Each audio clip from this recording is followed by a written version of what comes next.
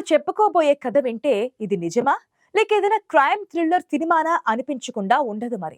బీహార్లోని నవాడా అనే ప్రాంతంలో ఇది జరుగుతోంది. జార్ఖండ్ సరిహద్దుల్లో ఉండే ఈ ప్రాంతంలో ఒకప్పుడు మావోయిస్టుల ప్రాబల్యం ఉండేది. కానీ ఇప్పుడు అక్కడ తుపాకుల మోత తగ్గింది. కానీ అంతకంటే ప్రమాదకరమైన కీబోర్డుల చప్పుడు మొదలైంది. అవును, అక్కడ వ్యవసాయం కంటే ఎక్కువగా సాగవుతున్నది ఏంటో తెలుసా? మోసం. మొన్నటికి మొన్న పోలీసులు అక్కడ ఒక మారుమూల గ్రామంలోని ఒక ఇంటిని చుట్టుముట్టారు. పైకి సాధారణ వ్యవసాయ కుటుంబం నివసించే ఇల్లు లాంటి ఆ ప్రదేశంలో దొరికిన వస్తువులను చూస్తే మాత్రం పోలీసులకే మతిపోయిందట. కంప్యూటర్లు, వందల కొద్ది స్మార్ట్ ఫోన్లు, కుప్పలు తెప్పలుగా సిమ్ కార్డులు కనిపించాయట. అక్కడ దొరికిన కొన్ని కరపత్రాలు, డైరీలు, ఫోన్లలో ఉన్న వాట్సాప్ చాటింగ్స్ చూస్తే మన దేశంలో నిరుద్యోగం, యువతలోని అత్యాశ ఎంతటి ప్రమాదకర స్థాయికి చేరాయో స్పష్టంగా అర్థమైపోతోంది. ఆ ముఠా విసిరే వల మామూలు వల కాదు, అది ఒక విష వ్యూహం. అదెలా ఉంటుందంటే, మీరు ఆరోగ్యంగా ఉన్నారా? మీకు వెంటనే డబ్బు అవసరమా? అయితే మాకు ఆరోగ్యంగా బలంగా ఉండే పురుషులు కావాలి అంటూ బస్టాండ్లు, రైల్వే స్టేషన్లు, సోషల్ మీడియాలో ఒక వింతైన ప్రకటనలు కనిపిస్తూ ఉంటాయి. చాలా మంది అది స్కామ్ అని అనుకుంటారు, కానీ కొందరు అమాయకులకు మాత్రం అలా అనిపించదు.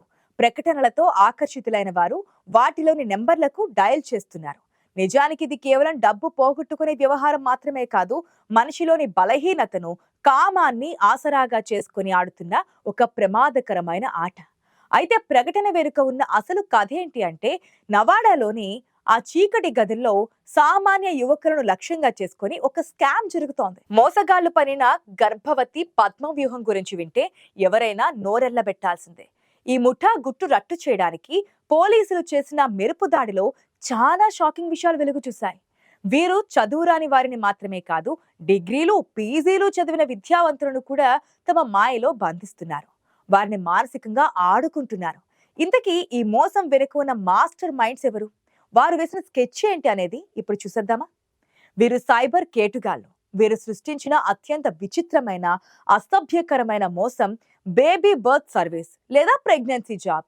వినడానికి ఎంతో అసహ్యంగా, వింతగా ఉంది కదూ.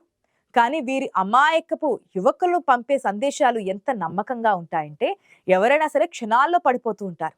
మా దగ్గర పిల్లలు లేని ధనవంతులైన మహిళలు చాలా మంది ఉన్నారు. వారు విదేశాల్లో లేదా పెద్ద నగరాల్లో ఉంటారు. వారికి మీరు గనక సంతానాన్ని ప్రసాదిస్తే, అంటే వారిని గర్భవతిని చేస్తే, మీకు ఏకంగా 13 లక్షల రూపాయల బహుమతి ఇస్తాం అని ఆశ చూపుతారు. అంతేకాదు, ఒకవేళ మీరు ప్రయత్నించి విఫలమైనా సరే మీ సమయానికి, ప్రయత్నానికి విలువ ఇస్తూ 5 లక్షల రూపాయలు ఇస్తాం అని నమ్మబలుకుతారు. దీనికోసం ఆన్లైన్లో అందమైన మహిళల ఫోటోలు, నకిలీ ఐడి కార్డులు చూపించి యువకులను ఉచ్చులోకి లాగుతారు. ఉద్యోగం లేక, చేతిలో చిల్లికవ్వలేక జల్సాలకు అలవాటు పడి బాధపడుతున్న యువత క్షణిక సుఖంతో పాటు లక్షల కొద్దీ డబ్బు వస్తుందని ఆశపడి వీరి వలలో చిక్కుతున్నారు. మొదట రిజిస్ట్రేషన్ కోసం కేవలం 799 రూపాయలు కట్టండి అని చిన్న మొత్తంతో మొదలు పెడతారు. అది కట్టగానే అవతల నుంచి ఒక మహిళ గొంతుతో ఫోన్ వస్తోంది. కంగ్రాట్స్, మీరు ఎంపికయ్యారు. మీ ప్రొఫైల్ మేడం గారికి నచ్చింది. కానీ మిమ్మల్ని కలవడానికి వచ్చే ముందు సెక్యూరిటీ డిపాజిట్ కింద 5,000 కట్టాలి. పని పూర్తవగానే వెనక్కి ఇచ్చేస్తాం అని చెప్తూ ఉంటారు. ఆ తర్వాత మీకు ప్రత్యేకమైన మెడికల్ కిట్ పంపిస్తాం. దానికి GST కట్టాలి. హోటల్ రూమ్ బుకింగ్ కోసం డబ్బు కట్టాలి. మీకు అడ్వాన్స్ ఇవ్వాలంటే ట్యాక్స్ క్లియరెన్స్ కావాలి అంటూ దశల వారీగా ఇలా వేల రూపాయలు గుంజుతూ ఉంటారు. బాధితుడు ఆ యువతులతో సుఖం కోసం అందుకు వారిచ్చే 13 లక్షల మోజులో పడి అప్పులు చేసి మరీ డబ్బులు పంపిస్తుంటాడు. తీరా జేబులో పైసా లేనప్పుడు అవతల నుంచి ఫోన్ స్విచ్ ఆఫ్ వస్తోంది.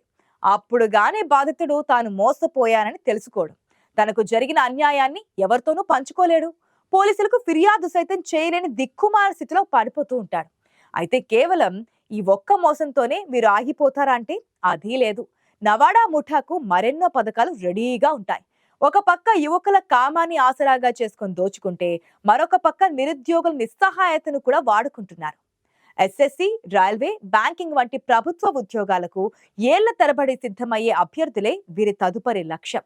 పరీక్షా కేంద్రాల్లోని కంప్యూటర్లను హ్యాక్ చేసి అభ్యర్థికి బదులుగా వేరే చోట కూర్చొని పరీక్ష రాసే సాల్వర్ గ్యాంగ్లను వీరు నడుపుతున్నారు. దీనికోసం ఒక్కో అభ్యర్థి దగ్గర 10 నుంచి 15 లక్షల వరకు వసూలు చేస్తున్నారు.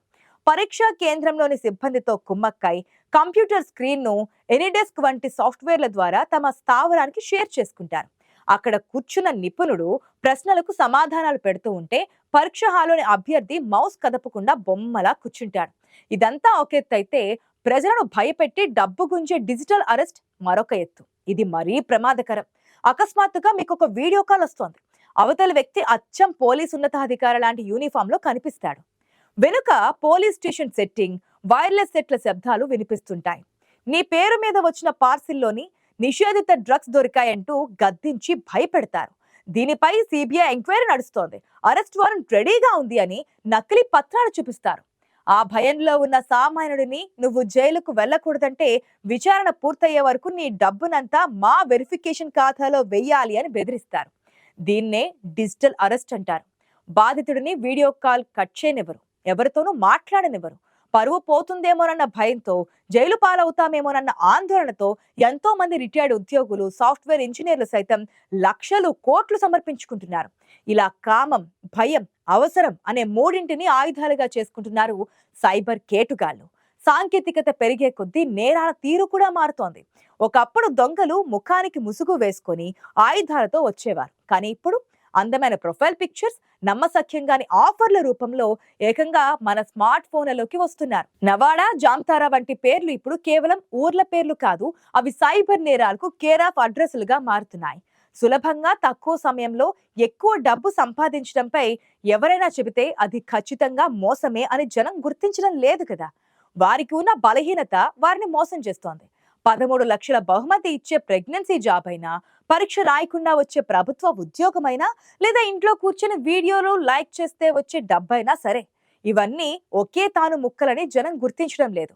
ఇది అంతం కాదు. ఒక ముఠా పోతే మరొక ముఠా పుట్టుకొస్తోంది. అపరిచిత వ్యక్తుల నుంచి, తెలియని నెంబర్ల నుంచి వచ్చే వీడియో కాల్స్ ని పట్టించుకోవద్దని ప్రభుత్వం ఎన్ని ప్రకటనలు విడుదల చేస్తున్నా ఆ మోసాలు జరుగుతూనే ఉన్నాయి.